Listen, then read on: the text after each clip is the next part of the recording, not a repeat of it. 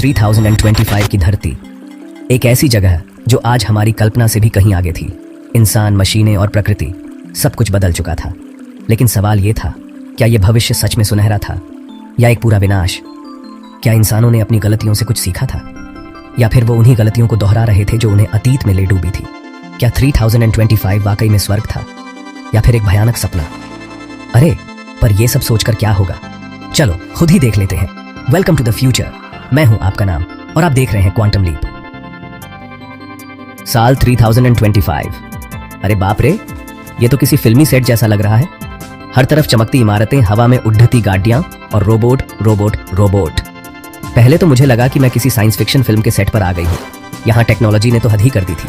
लोगों के दिमाग में चिप लगी हुई थी जिससे वो बिना बोले ही एक दूसरे से बात कर पा रहे थे। अरे हाँ, मैंने सुना था कि 2025 में सेल्फ ड्राइविंग कार्स का बड़ा शोर था, पर यहाँ तो हर कोई अपनी फ्लाइंग पॉड में घूम रहा था। सोचो, ट्रैफिक जाम से छुटकारा।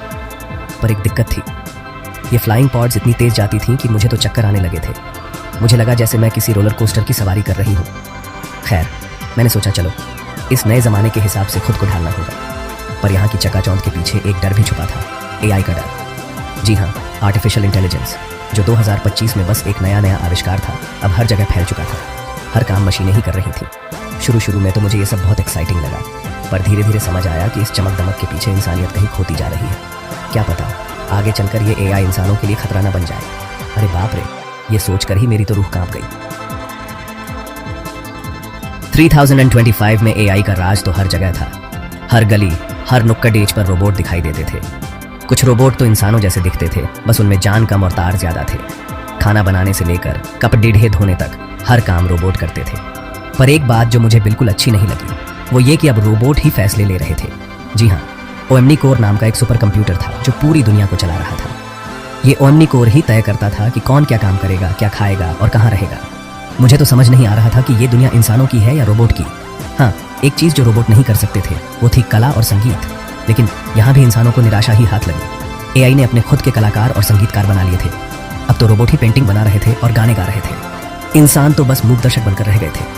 क्या वाकई में इंसानों का कोई काम नहीं रह गया था? क्या मशीनों ने हमें बेकार बना दिया था? ये सब सोचकर मन में एक अजीब सी बेचैनी होने लगी। मुझे अपने ज़माने की याद आने लगी, जहाँ इंसानों का राज होता था, जहाँ हमारी अपनी मर्जी चलती थी। काश मैं इस रोबोटी दुनिया से वापस अपने समय में चली जाती। चैप्टर 3।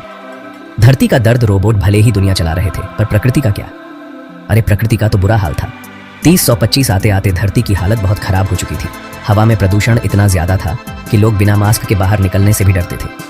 पेड़ पौधे तो जैसे गायब ही हो गए थे। सुना था कि 21वीं सदी में ग्लोबल वार्मिंग का बड़ेढा भयानक रूप देखने को मिला था।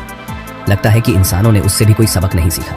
पानी की भी भारी किल्लत थी। शुद्ध पानी मिलना तो जैसे सपना हो गया था। लोग सिंथेटिक वाटर पीकर काम चला रहे थे, जिसका स्वाद बिल्कुल भी अच्छा नहीं था। खाने पीने की भी यही हालत थी। असली फल और सब्जियां तो बस अमीर लोगों को ही नसीब होती थी, बाकी सब सिंथेटिक फूड्स पर निर्भर थे।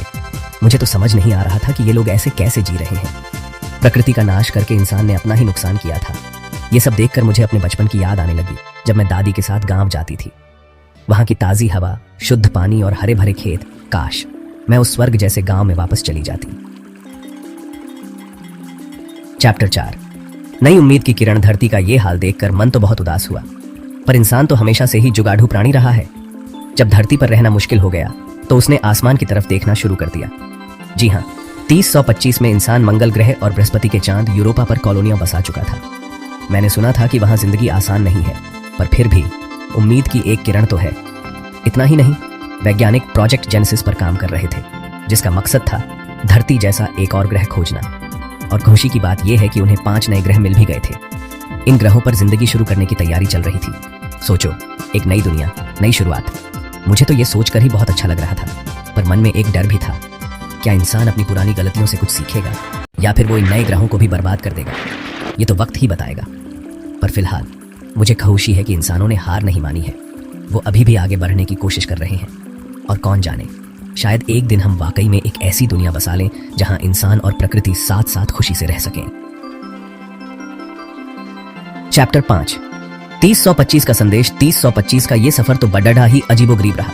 एक तरफ चमचमाती टेक्नोलॉजी तो दूसरी तरफ बर्बाद होती धरती। इस सफर ने मुझे बहुत कुछ सिखाया।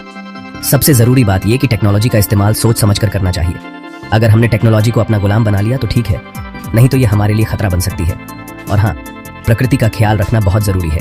अगर हम आज से ही नहीं संभले तो आने वाली पीढ़ियों के लिए कुछ नहीं बचेगा। 30-125 हमें एक चेतावनी है, एक सबक है। ये हम पर निर्भर करता है कि हम इसे कैसे लेते हैं। क्या हम अपनी गलतियों से सीखेंगे या फिर इतिहास खुद को दोहराएगा। चलो अब मैं वापस अपने ज़माने में चलती हूँ, पर जाने से पहले तुम सबसे एक वादा चाहती हूँ। वादा करो कि तुम सब मिलकर इस धरती को बचाने की कोशिश करोगे, ताकि 30-125 में जब कोई यहाँ आए तो उसे एक खूबसूरत और खुशहाल दुनिया देखने को मिले। तो दोस्तों, ये था मेरा 30-125 का सफ़र। कैसा लगा आपको? उम्मीद है कि आपको ये वीडियो पसंद आया होगा। अगर हाँ, तो इसे लाइक ज़रूर करें और अपने दोस्तों के साथ शेयर करें। और हाँ, कमेंट करके ये भी बताएं कि अगर आपको 30-125 जाने का मौका मिले तो आप सबसे पहले क्या देखेंगे। अगर आपको ये फ्यूचर ट्रैवल पसंद आया हो तो वीडियो को लाइक ज़रूर करें, चैनल को सब्सक्राइब करें और कमेंट करके बताइए अगर आप 30-125 जा सकते तो सबसे पहले क्या देखना चाहते। मिलते हैं अगले क्वांटम लीप में।